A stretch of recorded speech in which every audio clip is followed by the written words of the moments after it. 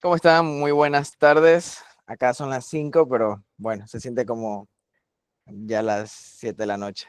Nada, muy buenas tardes. Hoy este webinar realmente era para invitarlos a entender un poco el proceso, cómo es el proceso de la residencia aquí en Estados Unidos.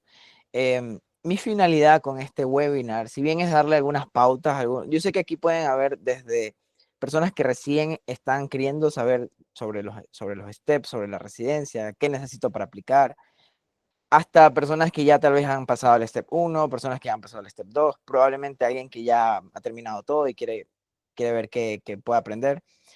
Entonces vamos a abarcar un poco de todo.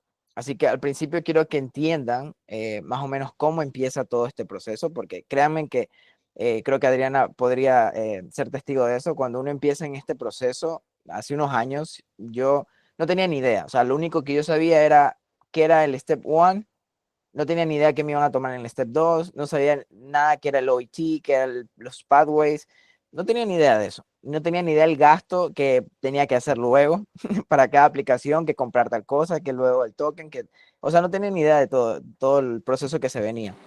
Y realmente es algo que hay que considerarlo, porque si bien hay cómo abaratar costos, este proceso es costoso. O sea, sí hay que ser un poco realistas en esa parte. Es costoso porque hay mucho de por medio, rotaciones, la preparación de por sí, o sea, hay UWorld de por sí vale como $500. Entonces, es uno de los recursos de tantas cosas que uno va a ir necesitando en el camino. Y bueno, al final empezamos el camino hacia la residencia. Pues siempre decirles que si alguien lo logró, yo creo que ustedes también lo pueden hacer, yo también lo puedo hacer, y eso es una de las cosas que ustedes deben de quitarse ese chip. Tienen que estar conscientes de que este camino va a ser muy sacrificado.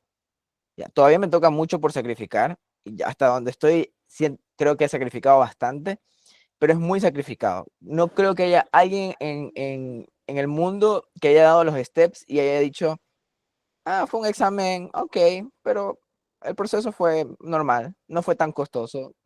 No, es duro porque detrás de todo esto no solamente es el sentarte a estudiar, es todo lo que pasa y tu vida sigue pasando mientras tú estás estudiando. Tú estás estudiando y tú ves colegas tuyos que están ya en Argentina, en Brasil, en otros lados haciendo su especialidad y tú sigues así, detrás de una computadora, clavado haciendo 40 preguntas, 60, 80 preguntas diarias, revisando que tú en el iPad los apuntes, y los otros ya los ves en hospitales, que en la cirugía, y créanme que eso choca, créanme que eso impacta bastante. O sea, después de tener experiencia viendo pacientes en tu país y de la nada ya tirarte atrás de una computadora tanto tiempo, eso impacta.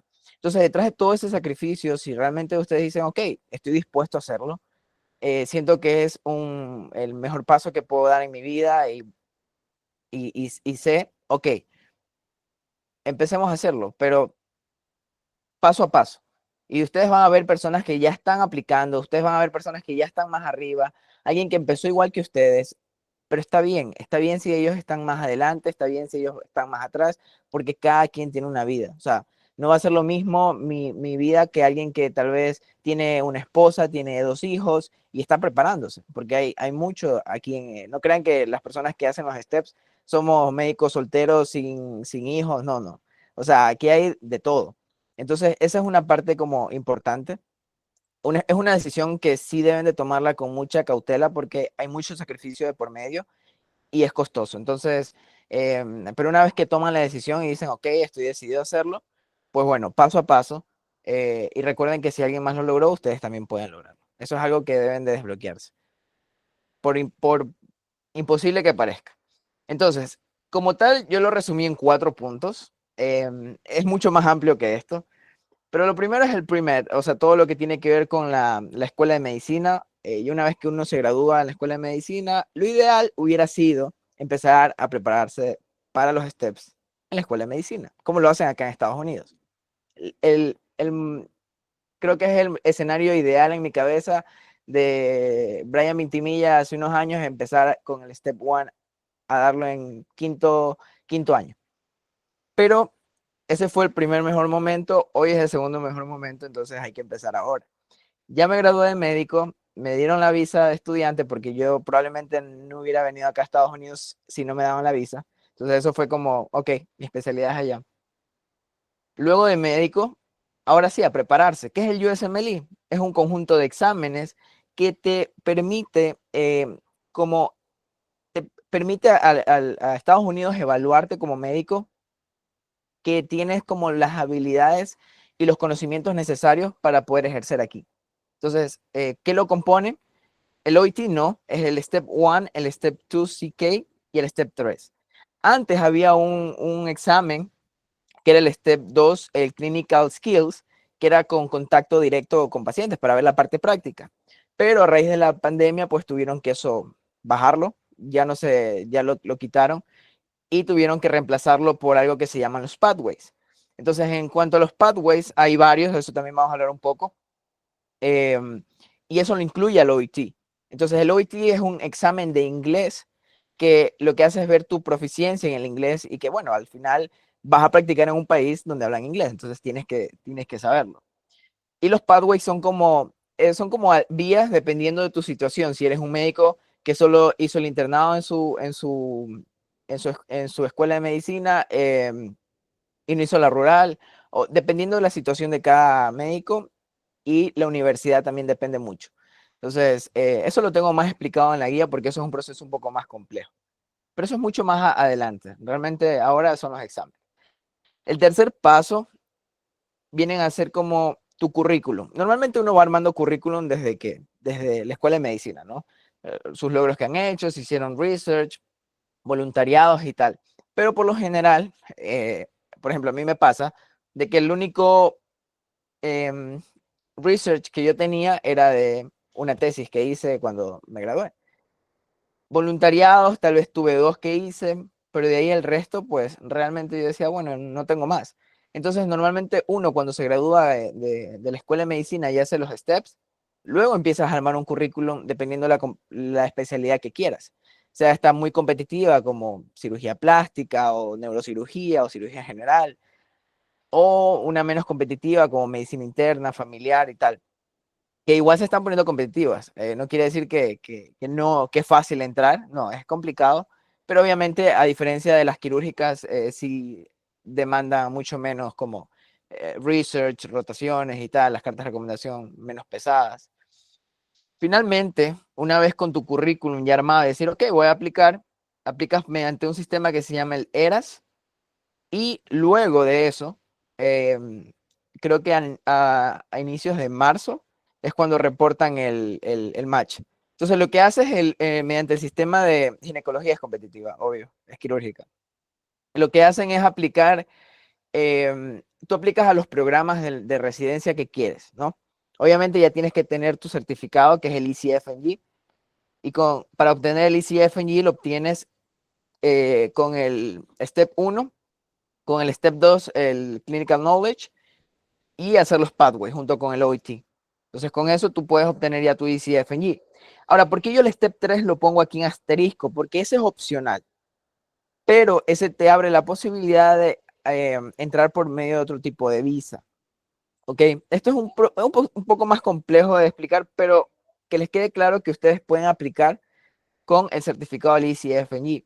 No necesariamente tienen que aplicar con el Step 3. Sin embargo, según lo que me han dicho y me han contado y todo el mundo dice, es que traten de aplicar con el Step 3, ya que es como una de las, te da peso y aparte te permite aplicar con otro tipo de visa que no es la J1, porque con la J1 luego tienes que quedarte, si quieres quedarte en el país, tienes que hacer creo 3 años que se llama waiver, que es como irte a un servicio comunitario, como hacer la rural en tu país. Obviamente la rural acá sería diferente, pero tienes que hacer como obligado a eso si no quieres regresarte a tu país. En cambio, aplicando con el Step 3, tú puedes quedarte directamente porque el tipo de visa es diferente. Entonces es un proceso un poco más complejo, pero para darles un preámbulo ahí cómo es la situación. No, los exámenes son en inglés, en inglés. Al final igual vamos a hacer una sección de preguntas para irles haciendo las dudas y no perder el hilo de esto. Entonces, bueno, en resumen, estos son los exámenes, el Step 1, el 2 y el 3. ¿Qué evalúa el Step 1? El Step 1, pues prácticamente lo que hacen es tomarte todas las materias que viste al inicio de la carrera, como todo ciencias básicas, ¿no? Todo lo que tiene que ver con bioquímica, fisiología, patología, fármaco, bioestadística, genética. Entonces, todas estas materias no es que te van a tomar cuál es, no sé, cuál es el peso molecular del oxígeno, no. Pero lo que hacen es ponerte casos clínicos que de pacientes como te podrían llegar a la consulta y tú dices, ok, el diagnóstico es tal patología, pero te están preguntando qué enzima es la que está deficiente en esa enfermedad. Entonces, ok, tienes que saber qué enzima, que la 17, la 21, la 11, ya, así, tienes que saber la parte de las bases fisiológicas o genéticas o bioquímicas. Y así con todas las patologías siempre van enfocado a esa parte como de las bases, las ciencias básicas. Por eso es el Step 1 como que el primero. Sin embargo, sé que se puede dar el Step 2 primero, el Step 1 luego, o sea, eso varía. Pero como recomendación, creo que siempre van a decir, dale Step 1 primero, luego dale Step 2. El Step 1 te da muchas bases, te da muchísimas bases en cuanto a contenido. Y al final el Step 2, como es más clínico y diagnóstico, pues creo que es lo mejor. Creo que es lo mejor.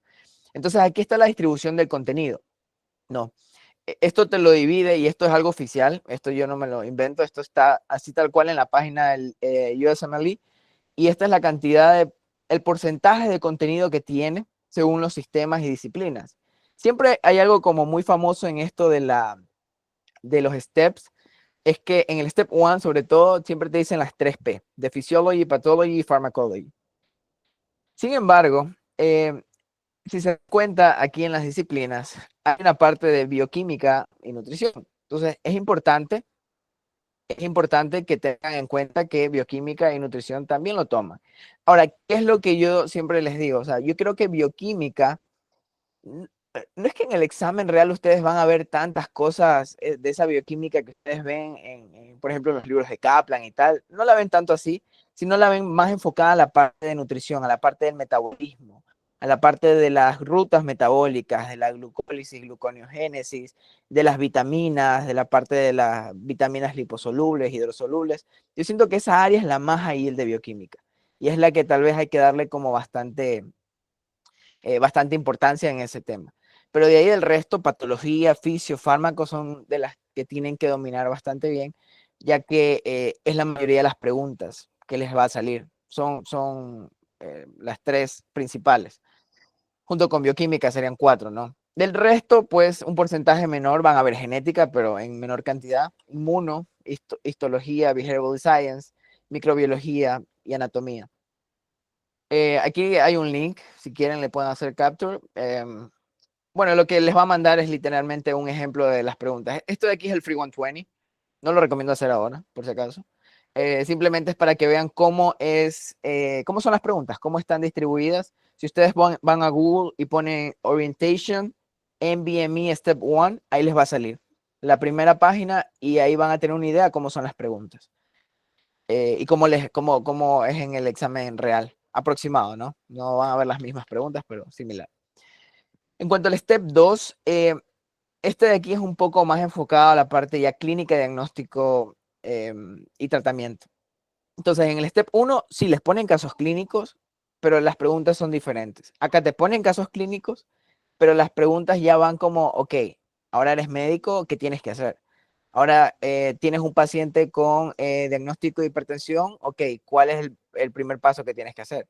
¿O cuál es el segundo mejor paso? ¿O qué exámenes de laboratorio tendrías que hacerle? Entonces, va enfocado ya diferente al cómo te lo preguntan. Ahora, algo que les digo, esto es un porcentaje como un poco vago, pero 50-60% del Step 2 viene del Step 1. ¿Qué quiero decir con esto? Que si ustedes ya saben el material del Step 1 y recién lo pasaron, estudiar para el Step 2, ya ustedes no inician desde cero. Ya ustedes no están en la nada, ya no están como miércoles, ¿y qué es esto? O sea, me sale el síndrome de Lynch, me lo ponen ahora, lo domino, sé qué es, de qué están hablando. Tal vez no me acuerdo el gen o por ahí algo me acuerdo, o la parte enzimática, tal vez no me acuerdo muy bien, pero eso ya no me van a preguntar. Ya domino el tema, entonces simplemente tienes que saber cómo más la parte del manejo, cómo sería, o cuáles son las características de los síntomas del paciente, cómo se manifiesta. Entonces, bueno, dichoso este que sacó 260. Eh, ya quiero un score así. Bueno, Ahmed, tiene sentido, tiene sentido. Bueno, nos vamos por la parte de la distribución de contenido. Esto es como la parte más diagnóstica, donde toman mucho más diagnóstico, farmacoterapia, intervención, manejo. Pero aquí también recuerden que hay mucha bioética, al menos en el Step 2 he visto mucha más de la parte ética, porque una de las cosas que yo creo que acá en Estados Unidos, si se darán cuenta, es como las demandas y todo lo que tienes que cuidarte con los pacientes. Entonces tienes que aprender cómo vas a lidiar con las situaciones que se te presentan. Si llega una mujer que han violado, si llega alguien por violencia, eh, cómo debes de acceder, si te llega un menor de edad y con una transmisión, con una enfermedad de transmisión sexual, o sea, cómo debes de hacer. Tienes que hablar con los papás o puedes hablar directamente con él. Son cosas que a veces tú dices, según mi lógica, no, no es según tu lógica, es según lo que está en el protocolo, lo que está estandarizado, porque no quieres meterte en problemas legales. Entonces también bioética no hay que dejarlo como que a un lado, porque sí sale, al menos en YouWorld me he dado cuenta que ha salido mucho. Entonces, bueno, el OIT, esto es como les dije, un examen de proficiencia en inglés, lo que conlleva como 4 pasos o 4 secciones, se podría decir, que es el listening, el reading, writing, speaking, ¿no? Por lo general, si ustedes han dado algún test de inglés antes, para la aplicación de una certificación como no me acuerdo si se llamaba el Village, bueno, estos de Cambridge, siempre son así, divididos en listening, reading, writing y speaking. Entonces, este test lo que hace es como evaluar la proficiencia en inglés que tengan, y es muy importante, ¿no? Bueno, el STEP test, ese es otro mundo, este es un examen que dura 2 días, entonces es un proceso un poquito más complejo. Lo dividen en 2 días, ¿no? No es que 2 días de examen en un campus, no, no, así no. No, entonces lo que hacen son como 232 preguntas que las van dividiendo, son como 6 bloques y así mismo, ¿no? Son casos clínicos y tal, y lo que hacen es como ver la parte de, así mismo, la parte de diagnóstico, pero ya con laboratorios. Esto es como ya más real a lo que vas a manejar, por ejemplo, como que fuera un paciente que te llega a la consulta y tú estás ya con el sistema de laboratorios, con toda la lista de laboratorios que podrías pedir y ver.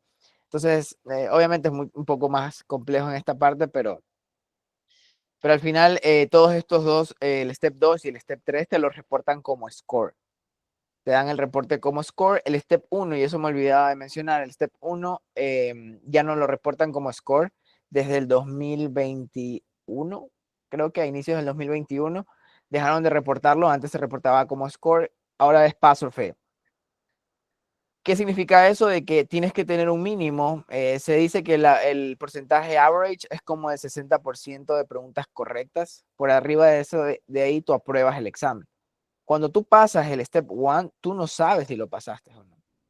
O sea, tú no sabes, perdón, cuánto sacaste o no.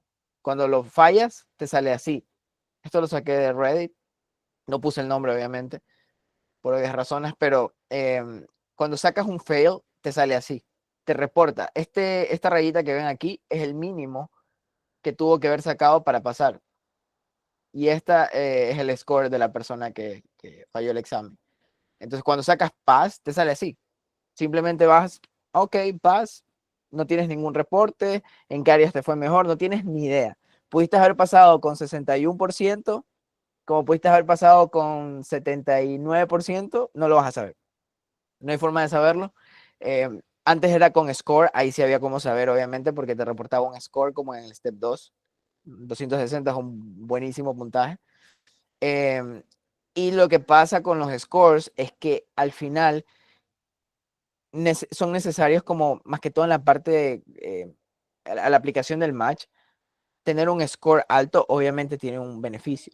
¿no? El step 1 como tal, ahora simplemente, bueno, tienes un pass y más bien toman en cuenta como red flag, como cuando pierdes el step 1 una vez, dos veces, obviamente, mientras más veces peor, y solo tú puedes dar el step 1 4 veces, ¿ya? Y hasta donde sé, tú puedes dar los tres y luego del tercero, tú tienes que esperar un año para dar el cuarto.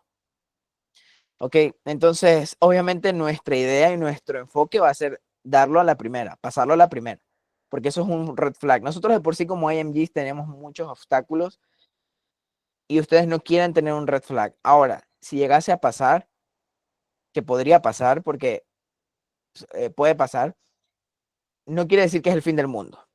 Que si están buscando una especialidad competitiva, tal vez hay que replantearse un poco ahí ver bien la situación, como digamos, quieres cirugía plástica, traumatología, replantearse un poco ahí la cuestión, pero pues al final quedan ustedes como el seguir, ¿no? Pero sí, sí hay que ser un poquito realistas en cuanto a la pérdida de scores. Cuando pierdes y fallas una vez, dos veces, a tener como que hay cuidado. El quinto paso, esto lo saqué del libro porque prácticamente lo que les hago un resumen aquí. Entonces, ¿qué vas a necesitar para la certificación del ECFNG? El Step 1, el Step 2, completar el pathway junto con el OIT, que es parte de los pathways, ¿no? Entonces, realmente en la guía lo tengo bastante detallado. Ahora, ya hablando un poco del proceso, del pathway y tal, perdón, del USMLE como tal, vamos a entrar a la parte de las estrategias de estudio. Antes de pasar a eso, recuerden que al final del webinar voy a estar regalando, voy a estar dándoles algo, no les voy a decir todavía qué es, pero al final les voy a dar un descuento, bueno, algunas cosas que tengo pensado hacer, así que bueno, quienes se queden hasta el final pues van a tener ese beneficio. Em, ahora, pasando a la mejor estrategia de estudio, y ustedes me preguntarán, ok, pero ¿cómo empiezo a estudiar? ¿Qué es lo que debo hacer? ¿Qué debo usar?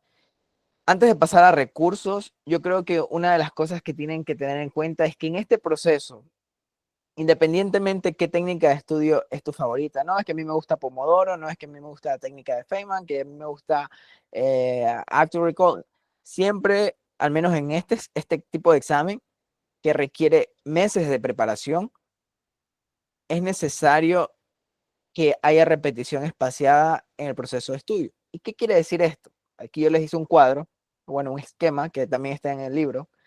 Esto fue hecho con puño y letra mío. Por eso están las letras un poco chuecas. Pero ¿qué quiere decir la repetición espaciada? Esta raya de aquí que ven hacia arriba, este eje X, va a ser la retención, es decir, mayor retención hacia arriba. Este eje Y hacia acá a la derecha va a ser el tiempo. ¿Ok? Entonces, ¿qué pasa con este proceso de estudiar por meses? Es que cuando uno empieza a estudiar, por ejemplo, estás haciendo UWork y tú dices, ok, compré UWork, empecé a hacer preguntas. ¿Qué sucede? Tú ahora, si por ejemplo coges el libro, vamos a abrir el libro, tú dices, ok, vamos a estudiar sobre atresia intestinal. Ok, lo estudiaste, lo leíste, perfecto, ya, me sé. Si ahora yo te pregunto de atresia intestinal, eres un crack, 100%, te lo sabes de memoria. Pero si aquí yo a 3 días, 4 días te vuelvo a preguntar sobre atresia intestinal, te vas a acordar muy pocas cosas. O si aquí te pregunto una semana a 2 semanas, probablemente solo te acuerdes el título. Entonces, si lo ves por primera vez el tema, ¿no? Entonces, ¿qué pasa? Que tú necesitas volver a ver ese tema, volver a repetir esa revisión de ese tema, más que todo cuando son temas nuevos. Cosas como el paracetamol, cómo actúa un AINE, esas son cosas que nos enseñaron en la escuela de medicina y actualmente, como lo hemos visto tantas veces, pues esa repetición espaciada de forma inconsciente, ya en nuestra cabeza está de que el paracetamol baja la fiebre, o sea, eso no tenemos que pensarlo o se nos va a olvidar en algún momento, o sea, eso ya es algo porque lo hemos repetido mucho. Pero cuando son temas nuevos, aquí viene día cero, por ejemplo, hoy vimos sobre atresia intestinal. Ok, aprendimos el mecanismo, la parte genética, perfecto, soy un crack en atresia intestinal, pero ¿qué pasa? Que con el tiempo es necesario volverlo a ver. Y eso es lo que me gusta de YouWork, Por eso yo a YouWord le digo que es un Anki para hacer preguntas. ¿Por qué? Porque tú ahora haces una pregunta sobre la atresia intestinal y te pregunta la parte embriológica, qué alteración hubo, ok, pero luego, después de 3 días, 4 o 5 días, te vuelve a salir otro tema de atresia intestinal, pero ahora te está preguntando algún trastorno electrolítico, ¿ya? Me invento porque el paciente está vomitando, ¿no? Está con hipocalemia, hipocloremia, entonces te va a preguntar ya algo diferente, ¿no? Algo diferente enfocado a la parte bioquímica, pero al final, cuando tú estás haciendo YouWord, tú puedes revisar el tema. Entonces vas a ver el tema entero de atresia intestinal. Cuando te sale otra pregunta sobre, ya les digo, atresia intestinal, pero el enfoque es diferente, vuelves a revisar el tema. Y esa repetición espaciada y esa curva del olvido, aquí viene la curva del olvido, la naranja. Entonces, ustedes aprenden aquí atresia intestinal, ustedes se van olvidando hasta que al tercer, quinto día, esto es un ejemplo de los días, vuelven a verlo. ¿Y qué sucede? Que cuando lo vuelven a ver, nuevamente la curva de retención sube y eso se va aplanando. Si se dan cuenta, la curva del olvido se va aplanando. Si ustedes solamente revisan una sola vez, miren cómo la curva del olvido se va. Y se pierden los conocimientos en nuestro cerebro. Si hacemos la primera revisión, luego después de un tiempo, si ven que la curva se mantiene un poco más, si hacemos una tercera revisión, se va aplanando más, si hacemos una cuarta revisión, se sigue aplanando más. Entonces es importante esta parte porque es lo que uno va a terminar haciendo todos los días haciendo YouWord. Esta parte es como de forma inconsciente, o yo me imagino que YouWord tiene esa estrategia ya como detrás de toda la creación de esta plataforma, pero esto uno lo puede hacer igual por su cuenta, cuando tiene apuntes y uno lo revisa y tal. Y algo que también pasa con esto es, y sucede, son las Hankis, pero las Hankis son mucho más específicas. Ahí tú pones algo específico, un dato que tú no te acuerdas o se te hace difícil porque es muy nuevo y lo aprendes ahí. ¿Ok? Eso ya les voy a explicar un poco más adelante, pero bueno. Entonces, esto como tal es importante, es muy importante entender. El Active Recall quiere decir como estudiar, no de forma pasiva, no es como abro el libro y me pongo a leer sobre enfermedades urológicas congénitas y estoy lee, ok, listo, aprendí. No, así no funciona. Al final eso se te va a olvidar.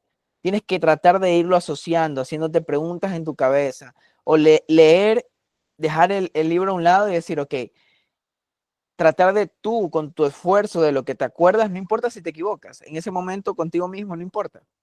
Anda anotándolo en un cuaderno y de esa forma tú vas a ver que poco a poco, esto es poco a poco, es un proceso lento, los conocimientos van a ir quedándose en tu cerebro. Tú no te das cuenta cuando tú dices, wow, lo que he aprendido en tanto tiempo. O sea, no te das cuenta y eso es algo que nos choca al final porque tú dices, wow, cuánto sé, cuánto conozco ahora de tantas cosas que antes no tenían ni idea.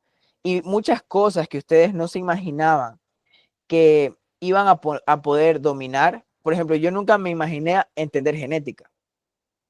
Yo nunca me imaginé aprender esto de los intrones, que los exones. Nunca me imaginé entender toda esa parte, los alelos y cómo sucede esto, y lo entendí. Y ahora, tal vez me he olvidado muchas cosas, pero al final, si lo reviso, ya es como que, ok, ya me acuerdo cómo es. Las preguntas ya mismo las respondemos, ¿no? Para no perder el hilo. Entonces, esto de los recursos del USMLE, esto lo saqué de First de la sección 2024. Si ustedes se van a la página 739, va a haber una lista de recursos que están rankeados por Fierce, ¿no? Entonces lo que se ha hecho es como encuestas y ver cuál es el mejor recurso y el que más ha servido. Entre esto, pues destacan YouWord. Obviamente esta va a ser una de las plataformas que yo les voy a recomendar siempre. Ambos, yo he tenido experiencia con ambos y realmente es una plataforma muy buena. No me he dado la oportunidad de hacer muchas preguntas ahí. Sin embargo, es una plataforma muy amigable con las preguntas. Me gusta cómo están los colores y tal. Pero al final, como me gustó más YouWord y me enamoré de YouWord, no me he dado como que vamos a hacer dos bancos de preguntas a la vez, porque al final tienen que enfocarse en uno solo. Tienen que enfocarse en uno solo y no es creo que buena idea estar haciendo you were ambos. Creo que enfocarse en uno solo. Y al final el que más lo usan las personas, el que más lo usan la gente que ya ha pasado los steps, es you were. Entonces, ¿para qué arriesgarse, no? Ahora, ambos, por ejemplo, es un buen recurso, yo creo que de revisión, al menos en mi experiencia lo he usado mucho para revisar temas así rápidos. Quiero ver sobre glomerulopatías. Me meto ahí, busco glomerulopatías y me sale todo.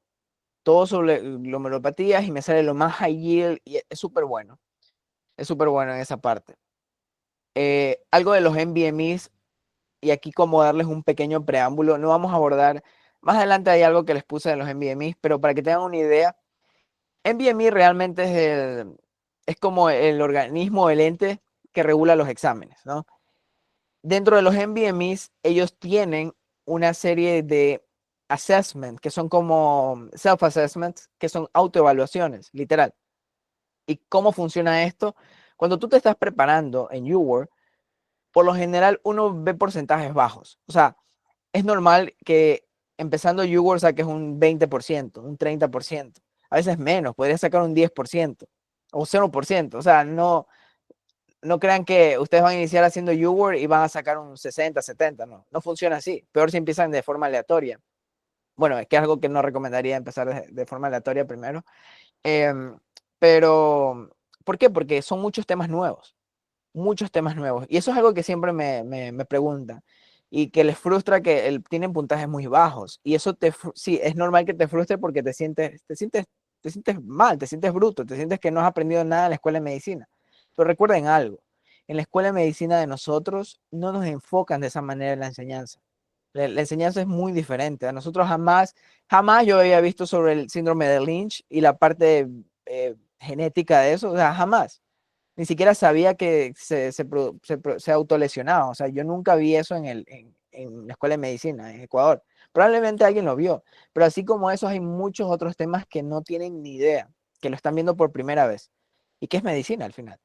Pero el enfoque es diferente, el enfoque es diferente. Entonces, lo que tienen que, luego de que van avanzando YouWork y van haciendo preguntas y tal, llega un momento en el que ustedes dicen, ok, necesito evaluarme cómo voy, cómo va mi progreso.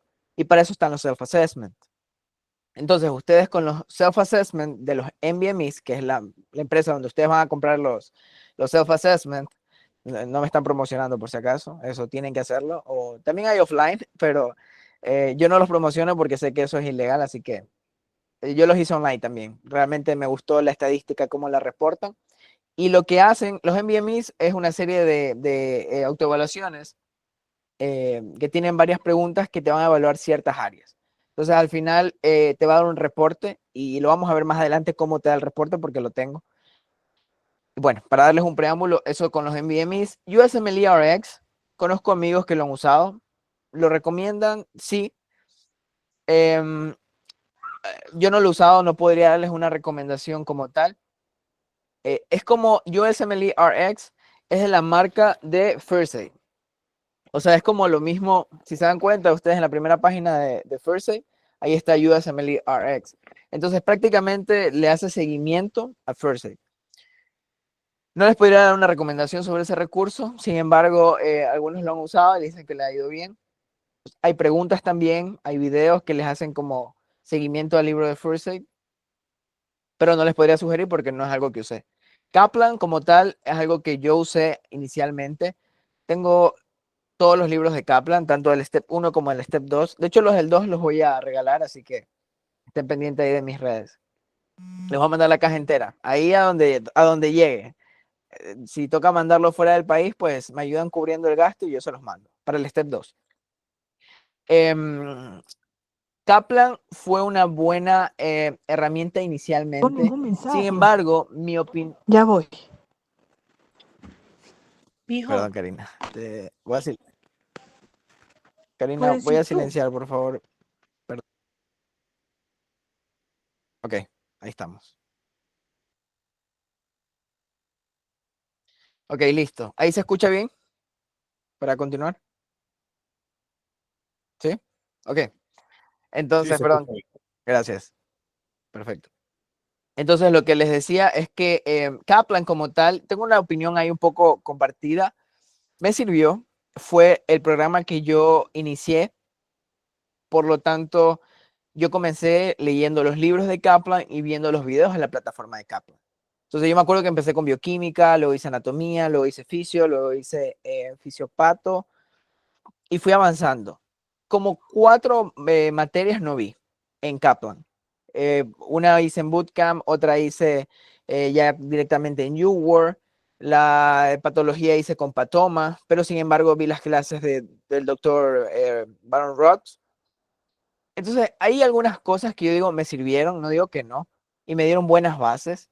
Sin embargo, creo que el problema de Kaplan es que te da como una estructura muy extensa, una estructura muy extensa que al final te puedes ir perdiendo y pierdes motivación. Entonces, ¿qué pasa? Que los primeros meses estás prácticamente estudiando por tu cuenta. Y tú vienes de no estudiar mucho, porque yo no es que me clavaba todos los días a estudiar en mi casa, no era así. Y peor después de un año de rural donde vienes ya solo viendo pacientes y ya casi solamente te actualizas con las guías y tal.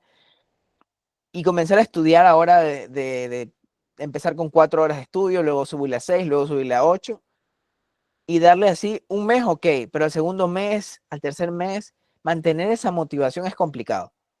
Entonces, ¿qué pasa? Que, claro, estás con un libro, con tu pantalla, viendo videos, el libro, viendo pantalla, pero en ningún momento ves algo que tú dices, estoy progresando. Sí, estás progresando porque vas libro, libro, libro, libro, pero al final, ¿cómo mides tu progreso? ¿Cómo ves cuánto estás avanzando en conocimiento realmente? Y esa es la parte que falla ahí, creo que Kaplan. Eso es una opinión muy personal, pero no digo que no sirva. Sus libros tienen buen contenido, pero siento que está como muy extenso en esa parte. Eh,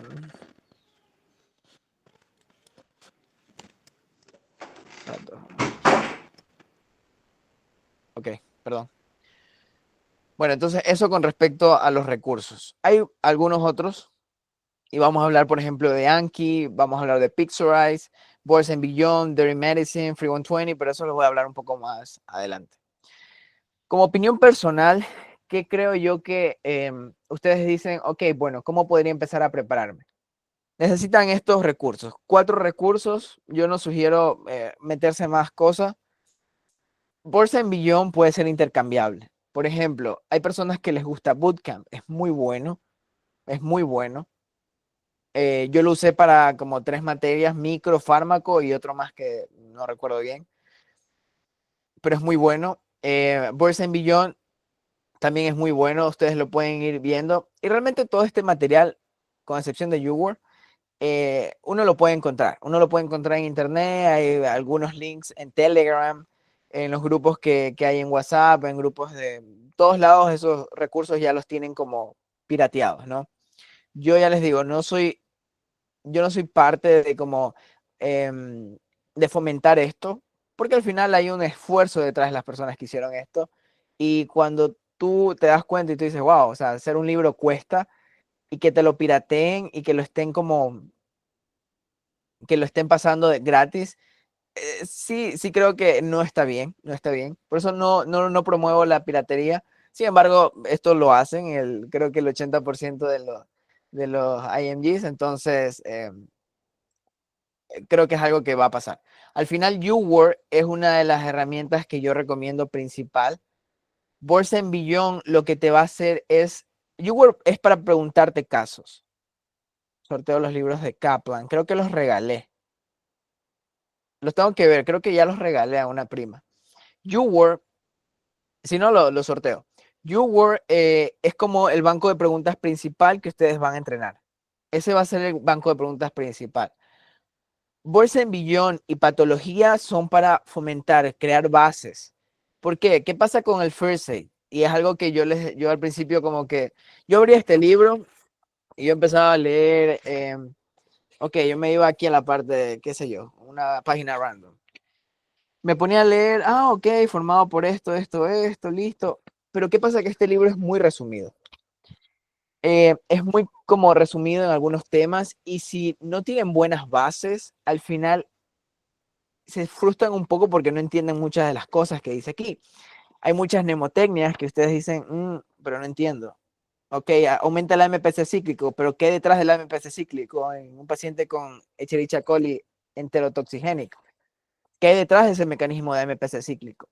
Entonces, eso lo aprendes con las bases. Bueno, hay una sección de bioquímica en el libro también, pero si quieren entenderlo bien, eso lo van a entender en Bourse Beyond, eso lo pueden entender en Bootcamp, eso lo pueden entender con Kaplan.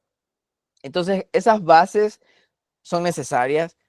Sin embargo, ahí viene otra opinión, otro comentario. Siento que no es necesario en todas las materias. Hay materias que suficiente con YouWord y First Aid, pero hay materias que sí es necesario reforzarlas en Bourse Beyond. Y patología sí es algo que yo leí los primeros 3 capítulos, porque ya no me alcanzó el tiempo para el examen, pero sí es algo que les recomendaría que lo lean todo, porque es un libro muy importante. Y recuerden, patología es una de las principales que toman. Y ese examen es bastante patología. Entonces, patología creo que es uno de los que deberían leerlo como tal. Entonces, 4 recursos. Podrían usar ambos en vez de YouWord, pero no sería una recomendación mía. Sé que hay personas que lo han hecho, pero ya les digo, no les podría recomendar algo. Algo que yo no he probado, algo que a mí no me ha servido, algo que yo no he hecho. Pero sé que muchas personas han usado ambos en vez de YouWord, pero YouWord para mí es como la mejor. Crush, tampoco lo he visto, no podría recomendártelo. No digo que Kaplan no sea necesario. O sea, no es necesario, sin embargo lo podrías usar. Sin embargo lo podrías usar. Ahora, otros 3 recursos que a veces no se habla, y creo que al menos el de Melman, ustedes van a ver este que pongo aquí, Melman Medical. Créanme que es una de las cosas que más les va a servir, pero yo lo recomiendo, y esto lo pongo en el libro, qué recomendaciones yo sugiero, es revisarlo cuando ya estás haciendo tus NBMIs. Yo no sugiero empezar a leer Melman del inicio, porque Melman ustedes abren un PDF y ustedes dicen, este man está hablando en chino. De hecho, si ven sus videos, no lo van a entender. Entonces es como un poquito complicado entender esa parte cuando no está. No está en el momento ideal. Pero ya al final de la preparación, cuando ustedes ya están en la parte de los NBMEs, Melman es súper importante. ¿Por qué? Porque hay muchos PDFs, hay muchas preguntas que él hace, contenido que él ha analizado de los patrones que se repiten en los NBMEs y sabe cómo te lo pueden preguntar. ¿Ya? Porque esa es una de las características del examen, que no suelen preguntártelo como uno imagina, te lo parafrasean de una forma diferente. Entonces hay patrones en las preguntas que uno puede como ir entendiendo y decir, esto es lo otro. Melman, súper importante. Dirty Medicine, sobre todo lo sugiero, yo lo usé para videos de bioquímica, la parte de glucólisis, glucogenólisis. Tiene algunas cosas, tiene otros videos, pero al menos en la parte de bioquímica me fue muy útil. Me fue muy útil entenderlo. Lo vi varias veces, no es que en la primera ya perfecto, no, tuve que verlo varias veces, pero lo explica súper bien. Randy Nails, específicamente bioestadística. Específicamente bioestadística. En el libro yo dejo el playlist que tienen que ver, que es el que yo recomiendo ver. Y con eso yo creo que es como suficiente para tener bases en bioestadística. Hay más cosas, hay mucho más contenido en bioestadística, pero recuerden que igual es un porcentaje bajo la cantidad de preguntas de bioestadística. Entonces, como que no se frustren tanto con esa parte. Em, para bioestadística, Randy Nails. Para bioquímica, Dirty Medicine. ¿Ok? Yo personalmente esto usé, ¿ya? Ya les digo, este proceso puede ser diferente. Puede que ustedes vean los videos y digan, a mí no me gustó. Ok, está bien. Pero al menos yo lo sugiero, lo recomiendo bastante porque de verdad como lo explican es súper bueno. Ahora, recuerden que todo este material está en inglés. Todo este material está en inglés. Entonces es como un poquito, ahí tienen que darle al inglés si no lo manejan muy bien y tal. Entonces, para agendar el examen como tal, es importante que, bueno, tendríamos que hablar de los NBMEs antes de agendar el examen. Sí. creo que sería importante hablar de los NVMEs, así que vamos a enseñarles la guía. Sí se ve la guía, ¿verdad? Ah, no, creo que se dejó de No. compartir. No, no se ve. Ok, perfecto. Vamos a poner esto y ahí estamos. Ahí sí. Ok, entonces esta es la guía que... Ah, por fin está, Dios mío. ¿Se imagina cuánto trabajo me costó hacer esto?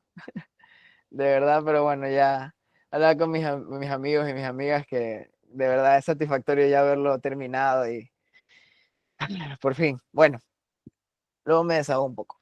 Autoevaluaciones de UWOR y NVMEs. Esto de los NVMEs es súper importante. Como les decía hace un momento, los NVMEs les van a dar una pauta de cómo están ustedes actualmente en su proceso, en aprendizaje, en los contenidos que más o menos le van a tomar en el examen. Ahora, ¿cómo lo estructuran en un NVMe? Literalmente son preguntas, es como tomar un examen. Háganse de la idea de que es un mini step one, pero que no cuenta en ninguna plataforma del examen ni nada. O sea, no, si no lo pasas, no pasa nada. Eso no te asuma tu historial para nada. Entonces, esto es como exámenes de práctica. UWOR, esto es examen de entrenamiento, de aprendizaje, pero este NVMe es como, ok, haces un examen, ves dónde fallaste, listo, vamos a mejorar esas áreas y así. ¿Qué es lo interesante? A ver, los NVMEs son 50 preguntas cada bloque. Normalmente en UWOR las preguntas son, los bloques son diferentes y en el examen real los bloques son diferentes. ¿Por qué? Porque en el examen real y en UWOR son 40 preguntas cada bloque. Recuerden que el examen, el Step 1, son 280 preguntas, está dividido en 7 bloques y van a ver, cada bloque ustedes entran al examen, empiezan. Primero el tutorial, 15 minutos. Y ahí empiezan. 40 preguntas. Tienen que terminar las 40 preguntas para poder salir a un break. Pueden seguir después de las 40 preguntas y tomar el siguiente bloque, pero no pueden salirse a la mitad del examen, decir 20 preguntas y me salgo un break. No, tienen que terminar un bloque que son 40 preguntas. Eso en cuanto al examen real y a UWOR. Bueno, UWOR también, al final eso es para estudio, ¿no? En el examen real no puedes darte el lujo de salirte y ya. Tienes que terminar eso y ahí puedes darte el break. Entonces son 7 bloques el examen real. En el NVMe son 4 bloques, pero son de 50 preguntas. Un poquito diferente ahí. Pero no se confundan con eso que al final es simplemente como la estructura del NVMe, como está estructurado. Pero al final, ¿cuánto tienes tú por pregunta para resolver? Son 90 segundos por cada pregunta. Entonces, cada pregunta, en teoría, tú tienes que no demorarte más de 90 segundos. Por eso en el examen real son 7 bloques, son 8 horas de examen, 45 minutos de break y 15 minutos de introducción. La introducción, el tutorial. Que yo recomiendo saltárselo, porque eso lo pueden hacer en el Free 120 y no hay problema. Free 120 también tenemos que hablar, pero bueno, eso ya después del NVMe. Entonces, ¿cuántos bloques son? 4. De 50 preguntas, en total 200 preguntas. 50 preguntas, 1 hora 15 minutos, que duran las 50 preguntas, haces un break de 15, 50 preguntas, 1 hora 15 minutos, 15 minutos de break, y así, hasta que terminas las 200 preguntas. Una vez que tú terminas los 4 bloques, te van a reportar algo similar, así, perdón. Te va a reportar un score y te van a decir, ok, sacaste 56%, sacaste 63%, sacaste 69%, sacaste 75%. Entonces, dependiendo qué cantidad, qué porcentaje sacaste, te da la probabilidad de pasar, ¿ok? Y según la probabilidad de pasar, pues también tú dices, ok, realmente debería prepararme más, estoy en un rango seguro de dar el examen. Ahora, ¿cuál es un rango seguro? Recuerden que con mayor a 60 tú pasas. Si se dan cuenta aquí dice low pass, LP, low pass, pero pasaste. No lo vas a saber porque te va a salir pass, pero pasaste. Pero acá, por ejemplo, en este, pues ya pasó a 75, es una nota mucho más superior y es un rango seguro. O sea, sacar 75% en un NVMe es igual al 99% de probabilidades de pasar el examen, si lo das en una semana. Entonces, esto es lo importante de los NBMEs. Te dan una probabilidad estimada de si sacas en ese examen 63%, cuánto vas a tener de probabilidades de pasar. Digamos, si sacas 65%, tus probabilidades de pasar el examen real en una semana es del 93%. Ok, aquí te la puedes jugar. Con 65% dices, ok, me voy, pueda que lo pase. Pero hay un 7% de que no. Entonces, yo conozco muchos amigos que se han ido con 65% en los NBMEs y lo han pasado. Conozco ciertos casos que también no lo han pasado, pues, más que todo casos que lees en Reddit, pero porque en la vida real nadie te cuenta cuando no lo pasa, porque es algo delicado. I'm sorry, I'm in a webinar. Ok, bye. Sorry, mi sobrinita está por aquí. Pero bueno, a lo que voy es que estos porcentajes te van a dar como una estadística estimada de cuánto podrías sacar en el examen real, o sea, las probabilidades de pasar, ¿no? Y este rango quiero que lo entiendan. Esto de aquí es importante. Por ejemplo, si sacas 56%, ok, sacaste 56%, pero ¿cuánto podrías sacar en el examen real? Hay un rango. Podría sacar esto, que es como 51 o 52, como podría sacar 60 como podría sacar 60, ¿ok? Si sacas 63, podría sacar casi 70, si ven este espacio, como podrías entrar al fail. Si se dan cuenta, podrías entrar al fail. O sí, sacaste 63, que es un pass.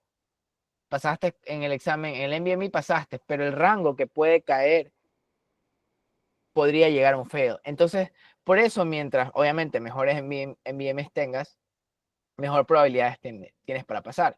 Ya con un 69%, si se dan cuenta, ya tienes una probabilidad de pasar mucho más alta que un 63. Entonces, al final aquí te da la estadística, probabilidades de pasar si tomas el examen en una semana. Entonces, aquí tienes, por ejemplo, 54%, ¿qué probabilidades tienes de pasar? 62%.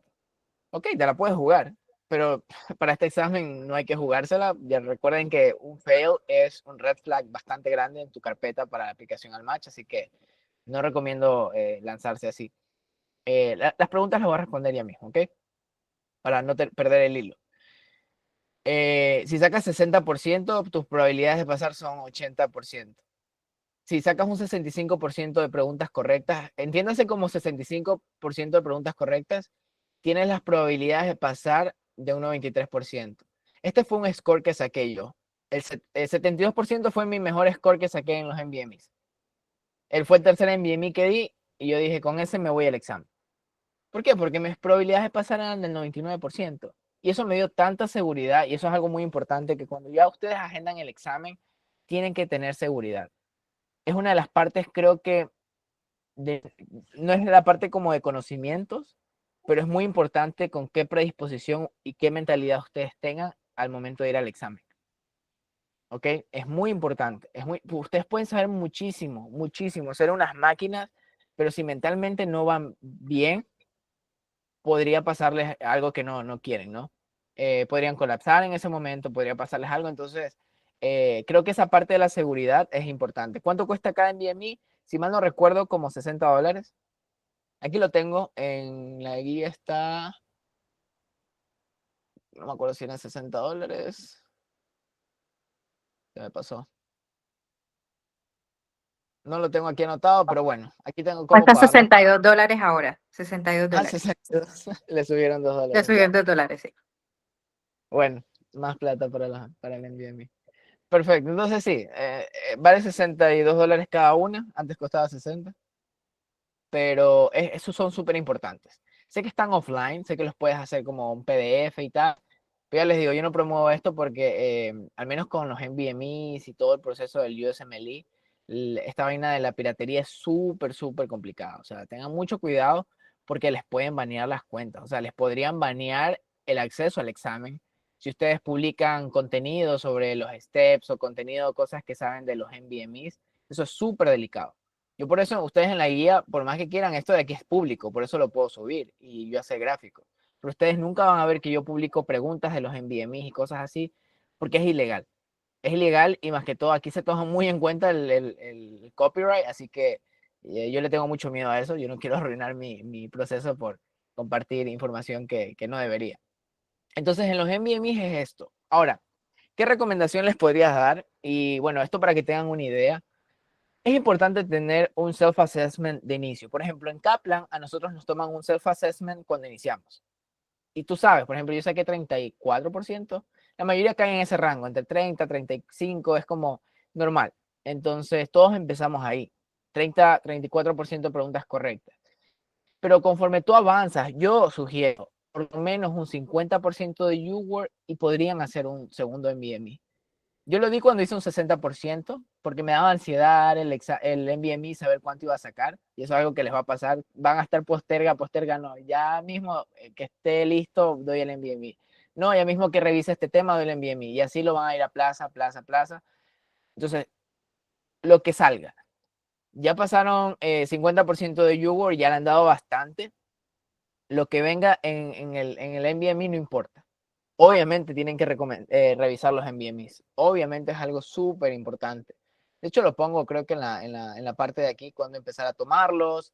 Bueno, ahí son consejos como finales, pero obviamente voy a recomendar que tomen los NVMEs, porque revisen los NVMEs, porque ¿qué pasa? Que yo siento que el contenido del Step 1, si bien ustedes van a ver algo que ya se vienen entrenando con mucho tiempo de YouWorld, siento que los temas de los NVMEs son un poco repetidos en el Step 1, en mi percepción. Eso puede variar un poco, pero no es que te lo preguntan igual, no es que vas a ver preguntas idénticas así como el NVMe no, pero al menos el tipo de tema, por ejemplo, en los NVMe ustedes ven que les salen mucho sobre tumores de ovario, mucho sobre, qué sé yo, glomerulopatías, mucho sobre estos síndrome de Edwards, de Prince y tal. Ok, probablemente sean temas que hay que estudiarlos que sean high yield. Ok, una terminología que la van a escuchar aquí mucho es high yield, que quiere decir que es como material súper importante que te pueden preguntar en el examen y que tienes que saber. Súper importante. Entonces, bueno, ya con esto vamos a pasar al, perdón. Ok, ahí se ve. ¿Sí? Ok, Sí. entonces, y una vez que están listos para dar el examen, ok, hay que agendar el examen. Detrás de agendar el examen hay un rollo que no les he hablado y por eso saqué esa guía, porque créanme que yo aquí me podría clavar a hablar 10 horas, 20 horas, yo no sé cuánto podrías hablar de esto, pero es imposible, ¿no? Y tampoco quiero aburrirlos, creo que esto se podría hacer nuevamente en una próxima ocasión como para abordar otros temas, pero detrás de abordar el examen hay papeles que ustedes tienen que tener, que hay que hacer traducir, que hay que hacerlo certificar probablemente por tu universidad, y es un trámite que tienen que hacerlo con tiempo. Yo sugiero, porque yo me acuerdo que yo empecé mi trámite como 8 meses antes de dar el examen, porque hay que pedir los documentos a la universidad si no los tienes.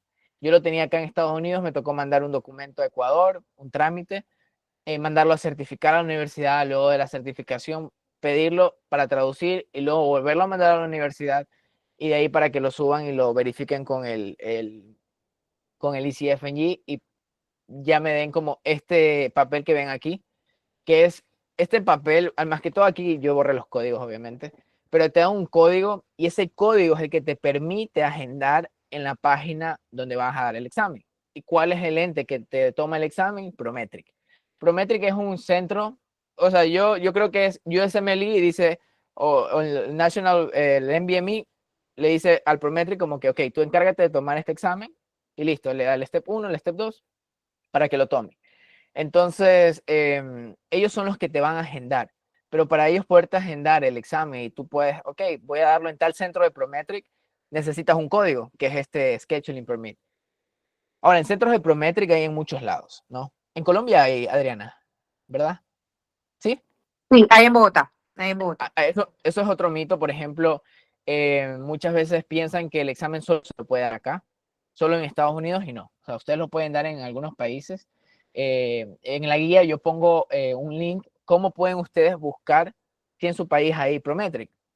No, si alguien aquí ya saben que en su país haya Prometric, pongan ahí la ciudad donde hay para que el resto vea. Pero en México también, sí, sí, en México es donde más he escuchado que hay. Buenos Aires, miren. Entonces, no es necesario venirse a Estados Unidos. Si tienen un problema de visa, República Dominicana, Madrid, ok, perfecto. Imagínense, hay en cualquier cantidad de países. Entonces, a lo que voy es que no es necesario venir a Estados Unidos para ustedes hacer el proceso de dar los exámenes. No, no. Tiene sus ventajas estar acá, pero no es necesario. Tienes que pagar una tasa adicional. No recuerdo cuánto es, la tengo igual en la guía. Em, pero al final lo pueden dar en su país. O si estás, por ejemplo, en Ecuador, que sé que no hay Prometric, puedes viajar a Colombia. Como quien vas de paseo.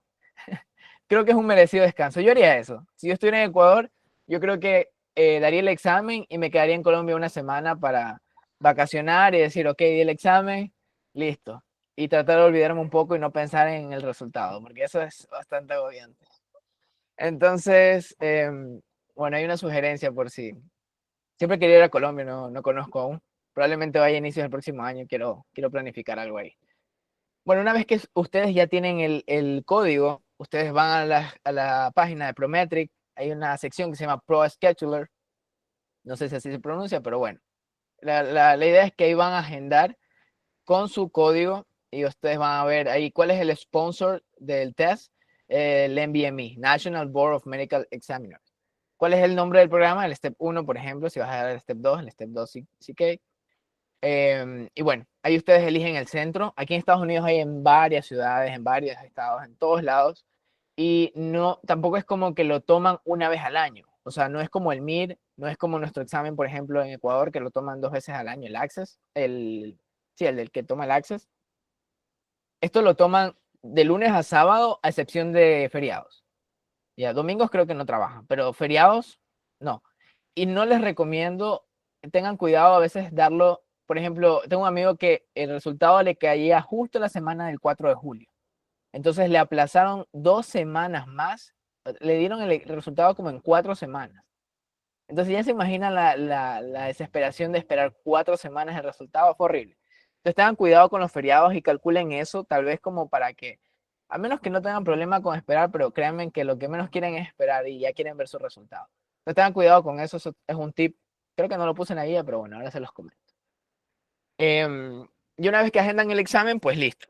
Ya tienen la fecha, ya tienen la hora. Yo lo di a las 8:30. Yo llegué un poco más temprano, me hicieron pasar antes. Me dijeron, ¿ya estás listo? Puedes entrar. Y yo, no estoy listo, pero bueno, vamos. Ya toca. Em, entonces sí, ya en cuanto a costos, tienen que tener en cuenta que es algo que demanda gastos, no solamente en el proceso del examen, en la aplicación, el OET, el Step 1, el Step 2, el Step 3. Esto puede variar, recuerden que los precios pueden variar cada año y van actualizando. Por ejemplo, miren, los NVMe ya los cambiaron el precio. Antes valía 60, aquí ya está el 60, pero ya le han cambiado. Bueno, esto es una tabla como para hacer un average de cuánto podrían gastar en recursos, exámenes.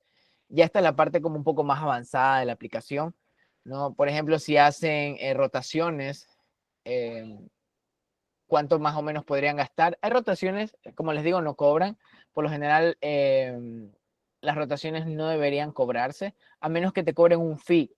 A veces cobran un fee como de 200, $400, pero es como el trámite, el proceso, dependiendo de la universidad el programa, pero hay otros programas que no te cobran fee. Pero si haces, por ejemplo, un mínimo de 3 rotaciones y haces con alguna empresa que te cobra 1.500 por rotación, este es el gasto que vas a tener. Pero no solo es eso, fuera de los gastos, tú dices, ok, voy a hacer una rotación 4 semanas, pero toma en cuenta que esas 4 semanas tú tienes que vivir, tienes que rentar, tienes que comer, tienes que moverte. Entonces toma en cuenta los gastos que vas a tener en el proceso de estar aquí, de estar ahí viviendo en ese momento, porque nadie te va a pagar. Las rotaciones no te pagan, es como ir a hacer un voluntariado. Entonces, pendientes con eso, porque es algo que hay que tomar en cuenta, ¿no? Por eso hay que tratar en lo posible y por eso les incluí en la carpeta una lista de rotaciones En la carpeta de la guía hay una lista de rotaciones a las que pueden aplicar. Está el correo. Sí les recomiendo que averigüen un poco del hospital donde ven y tal para aplicar. Y pueden aplicar con tiempo, porque no necesariamente esto le van a responder hoy y les van a decir, ok, sí, véngase mañana. O sea, esto toma tiempo, puede tomar 3, 5, 6 meses. Tengo un amigo que hoy me comentaba, él aplicó hace 2 años a una rotación y no le dieron, creo que a Monte Sinaí, no le dieron la primera, la segunda dijeron estamos llenos, ya sacaron las aplicaciones y esta vez ya ellos lo llamaron. Entonces me imagino que tienen una lista de quienes han aplicado. Entonces como que, mira, este aplicó 2 veces, hay un espacio, llamémoslo a él. Y le llamaron y le dijeron que como que hay una vacante disponible para que hagas la rotación y la está haciendo ahora en Monte Sinaí de patología. Entonces, eh, es importante como que esa parte de las rotaciones, porque al final ahí sacas cartas de recomendación y creas las conexiones que son necesarias al momento de aplicar el match. En cuanto a los pathways y tal, pues esto tiene un costo de 925, sigue igual. Sí, no ha variado, perfecto.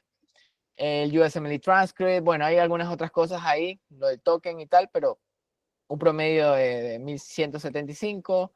Aquí está lo del token, la certificación, todo lo que tienen que hacer y la aplicación a los programas, que también varía dependiendo de la cantidad de programas que aplican.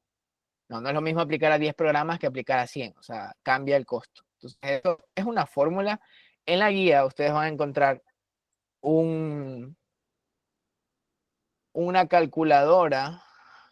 ¿Dónde está? Rotaciones. Extras. A ver. Yo escribí esto y ya ni me acuerdo dónde lo puse.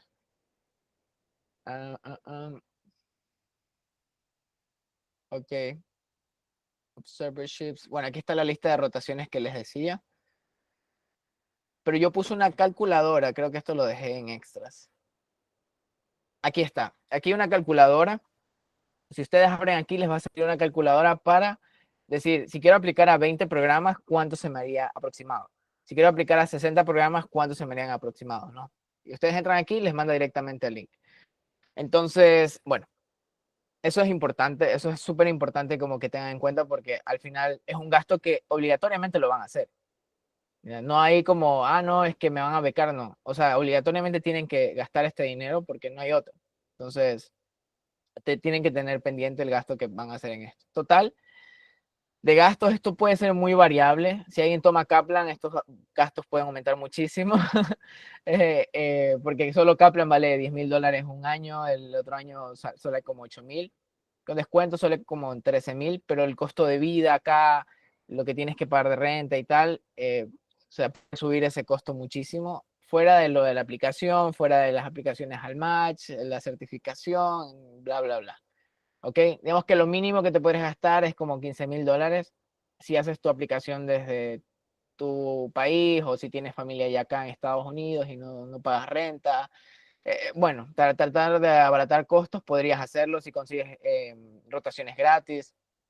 Ok, pero podría variar 40 hasta un poco más.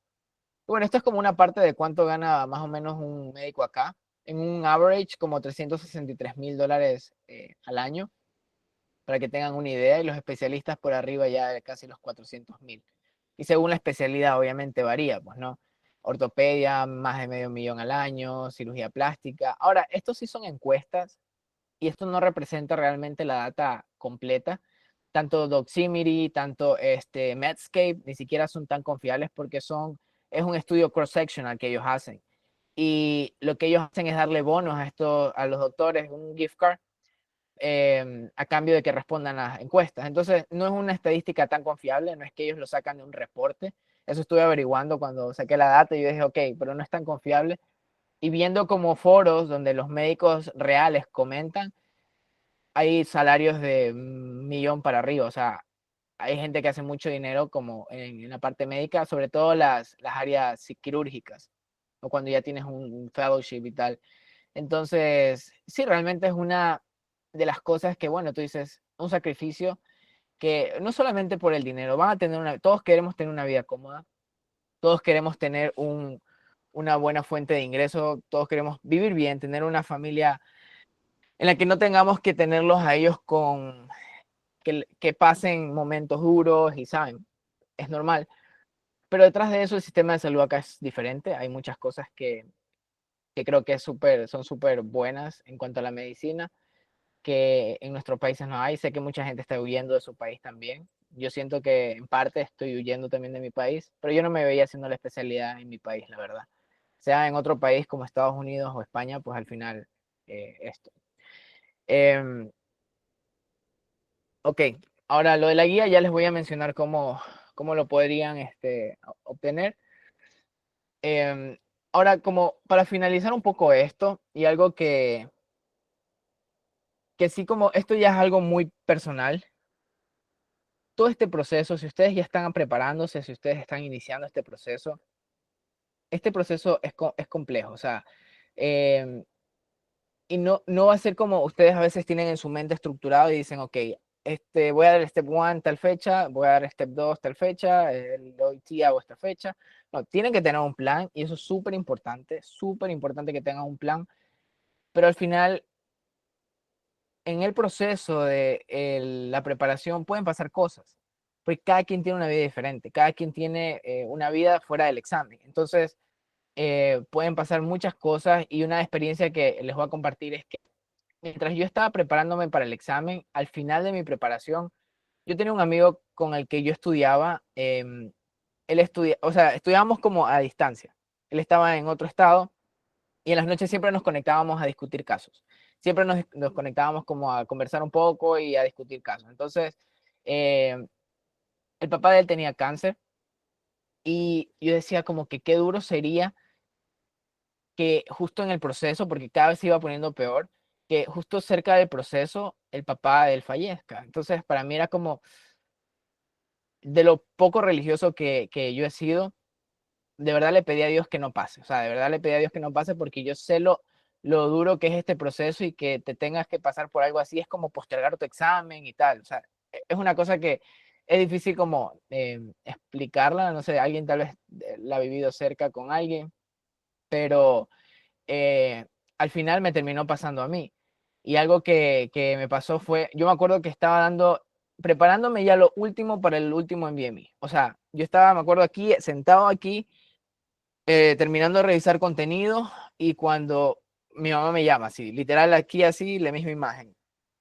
Y mi abuela había justo en ese momento, había tenido una hemorragia subaracnoidea. Ustedes saben que eso es así. O sea, una hemorragia subaracnoidea se te lleva la vida en un momento. Y cuando yo la vi, y literal yo le di el diagnóstico por medio de FaceTime, fue horrible, o sea, como que mierda, o sea, ¿qué está pasando? ¿Por qué? Yo al siguiente día daba el NVMe el 27, el 28, porque ya estaba, ok, ya con yo doy el examen y pasa esto. En ese momento todo se puso en pausa, para mí fue como, ok, no, ahorita no existe ninguna prioridad más en mi vida que mi abuela. Entonces, mi abuela fue quien me crió desde niño, o sea, ha sido para ella como, ella fue como una mamá, de hecho mis padres se fueron a España por un tiempo y yo me quedé con ella de chiquitito. Entonces, para mí era como que no, mi abuela ahorita y ya el examen, pues eso no se va a ir. Me tocó volar, fui a Ecuador, estuve una semana ahí, movimos cielo y tierra porque lo operen, al final lo operaron, pero finalmente falleció. Yo me vine acá y yo tuve que regresarme para seguir trabajando y al final, bueno, no sobrevivió. Y fue una parte muy, muy chocante, sin embargo, yo siento que no logré como vivir esa parte del duelo, porque mi abuela falleció un viernes y yo luego como empecé el lunes a hacer ya hice un self-assessment de YouWork. No sé cómo lo hice y eso le hablaba a Adriana, le digo, no sé cómo uno, o sea, yo no me imagino la cantidad, cómo uno se puede bloquear tanto en la mente. em, y entré creo que una etapa de negación como que no pasara, como que simplemente no estaba pasando. Y seguí como mi camino, yo sabía que mi abuela había fallecido, yo obviamente lloré, estuve con mi familia ahí. Y al final, pues, después de dar ese YouWork, ese self-assessment de YouWork, esa semana di otro en BME, saqué 72% y de ahí ya lo agendé al siguiente semana. Y terminé dando el examen como, creo que 3 semanas después de que falleció mi abuela. Entonces si me preguntan ahora, ¿cómo lo hiciste? No tengo idea. no tengo idea, un mecanismo de defensa psicológico, para bien o para mal, pues me ayudó. Al final logré sacar el examen, no como que me quebré ahí y se me hizo imposible dar el examen.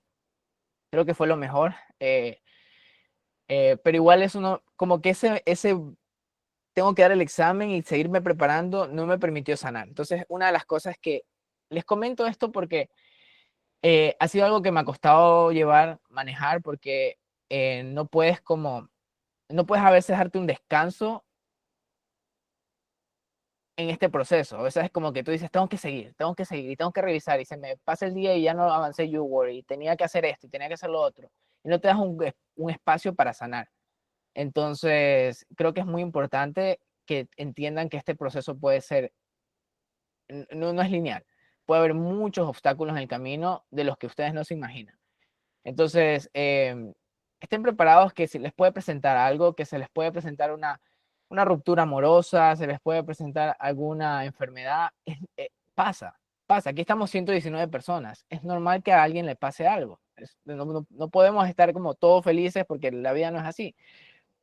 Pero sin embargo, ahí viene la parte como yo creo que de la resiliencia y es como seguir. O sea, este examen requiere de mucha resiliencia, de mucha constancia y de seguirle dando esfuerzo, de seguirle dando, ok, me fue mal, no importa. Quejándote no va a cambiar el puntaje de YouWord, no va a cambiar nada. Al final, pues, ¿qué voy a hacer para mejorar? Y esa es la parte que, como que el mensaje que les quiero dar. O sea, es un camino duro, es un camino difícil, pero al final se puede. O sea, yo sé que se puede, cada quien se pone sus metas, sus objetivos y tal. Entonces, quiero pasarle presentar a Adriana Junco, una compañera mía, una colega. Ya pasó los steps como les mencioné y quiero que ella más o menos les haga una idea de, bueno, también cómo es el proceso, porque ella también pasó por lo mismo. Después de eso vamos a darles lo de la guía, a regalar unas guías y muchas gracias a todos los que... Hola chicos, gracias por este espacio, Brian. Te felicito. Muchachos, no se imaginan la información tan valiosa que Brian le acaba de dar. De verdad que yo creo que si nosotros al principio de la preparación hubiésemos recibido toda esta información, también hubiese facilitado muchas cosas. Entonces, de verdad que aprovechen, unidos somos más. Aquí estamos también pues para ayudarlos con todas estas preguntas, lo que podamos pues ayudarle a resolver. Y pues bueno, felizmente le comparto que sí, yo pasé mis exámenes, pero también me pasó algo que, como Brian decía, esto es un proceso que no es lineal. Cuando yo estaba preparando para mis exámenes, mi papá pues se enfermó, cosas que pasan en la vida. Y pues bueno, historia larga, corta, mi papá fallece en medio de mi preparación. Entonces, digamos que yo me puse pues en pausa mis estudios, pues ayudar a mi mamá, a mis hermanos y todo, al ser la médico de la familia. Y posteriormente mi mamá se enferma, le diagnostica un renal cell carcinoma y pues comienza todo ese proceso. Nuevamente pongo mis estudios en pausa, esto, y literal puse mi vida en pausa para ayudarla a ella. Entonces, posteriormente ella fallece también y nuevamente como mi mundo se viene abajo.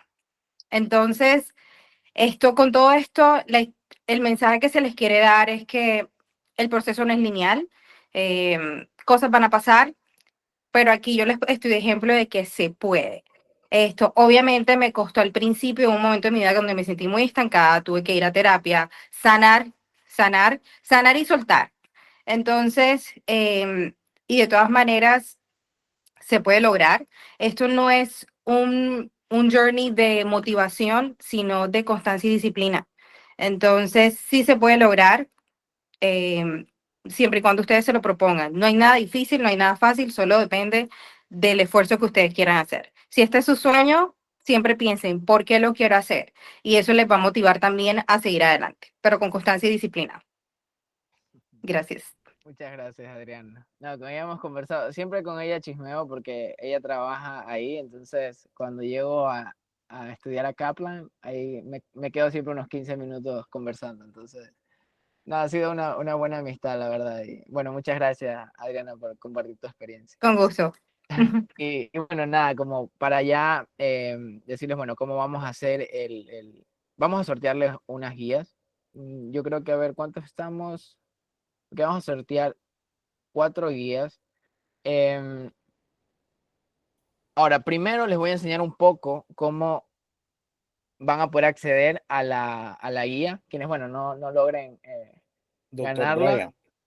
Sí, sí, dígame, Sí, podemos hacer preguntas. Tengo una pregunta que quisiera, o sí, lo dejamos dígame, para el final. dígame.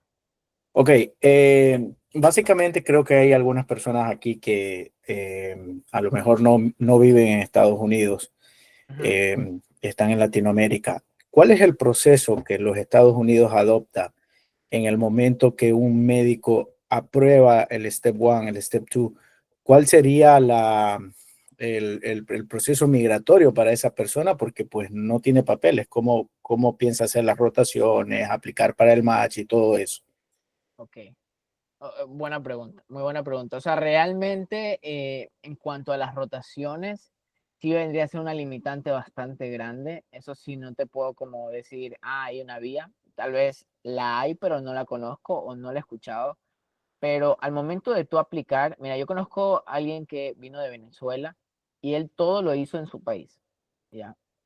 No quiero decir que con esto todos hacen esto, no es la vía más fácil, creo que es una vía compleja, pero él hizo todo en Venezuela. Él dio los exámenes, no, creo que tuvo que viajar porque no sé si en Venezuela haya Prometric o en ese tiempo había, pero lo tuvo que hacer todo en Latinoamérica.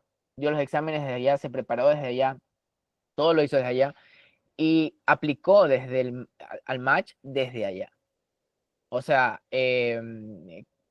todo lo hizo desde allá, al final el Step 3 lo vino a dar acá, porque el OIT también lo puedes dar en centros que hay, por ejemplo en Quito sé que hay en Ecuador, y al momento de tú aplicar, lo que el programa te da es un sponsorship de la visa. ¿Qué tipo de visa? Ahí depende. Si hiciste el 3 te da la H1B. Si hiciste solamente el Step 1 y el Step 2 y sacaste el certificado del ECFNG y con eso hiciste match, te dan la J1. La J1 prácticamente es una visa de trabajo. Entonces vas a tener permiso para trabajar, pero tiene ciertas limitantes. Entonces, él se vino prácticamente con la visa de la J1 y él vino literalmente a Estados Unidos desde como que primera vez que vino por este proceso a empezar su residencia. Todo el proceso lo hizo desde su país. No quiero decir que esa es la vía más común, realmente no, es raro escuchar un proceso así, pero a lo que voy es que tal vez para él fue una limitante el problema de la visa, pero finalmente cuando ya tuvo su sponsorship y ya le dieron match, al final pues logró hacerlo. Y como recuerden que las entrevistas, creo que ahora las están haciendo algunas presenciales, pero la mayoría siempre son como virtuales, creo que todavía son virtuales, él, él lo pudo hacer mediante vía virtual y no hubo ningún problema, porque a raíz de pandemia pues cambiaron esa dinámica. Entonces, sí, lo que hacen los programas al momento de tú aplicar es darte un sponsorship. Ahora, hay programas que no dan sponsorship y por eso uno tiene que ver a qué programas va a aplicar. Pero es como importante saber eso, ¿no? ¿Te quedó ahí alguna duda? Sí, bueno, hablando desde las rotaciones, pero hablando desde el proceso final, si la persona aprueba Step 1, Step 2, da todos los exámenes y aplica el match, si la intención es aprobar estos exámenes para venirte a vivir a Estados Unidos, ¿cómo es la figura ahí al final? O sea, ¿qué pasa ahí? ¿Por qué, Ok, por qué hay exámenes que se dan en Latinoamérica? ¿Con qué objetivo? ok. O sea, realmente la finalidad de hacer la especialidad en Estados Unidos es literal hacer la especialidad acá, ¿no? Em, y el tipo de visa J1 tiene la intención de que tú hagas la especialidad acá y te regreses a tu país. Pero hay vías en las que tú puedes como quedarte.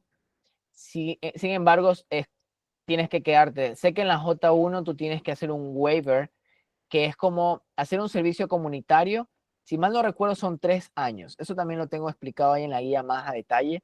Si mal no recuerdo, son 3 años que tú tienes que hacer como un servicio comunitario aquí obligatorio. en una zona donde ellos por así decirlo, es como hacerla rural en tu país, después de que terminas la especialidad aquí. Y eso te permite quedarte. Eso te permite ya, decir, no tengo que volver a Ecuador, ¿no? Entonces, es una de las vías. Si aplicas con el Step 3, es diferente porque ya te puedes quedar, no necesitas hacer lo del waiver que les digo, que son los 3 años que tienes que hacer en un servicio, en un hospital comunitario, pero al final tú te puedes quedar, o sea, hay vías. La mayoría se queda, o sea, realmente no conozco algún doctor que me haya dicho, hice mi especialidad acá, pero me regresé a mi país. Lo hay, pero es una minoría. ¿Ya? Y es muchas veces porque quisieron hacerlo, o sea, no tanto porque les tocó regresarse y tal. Al final la mayoría eligen la parte del waiver,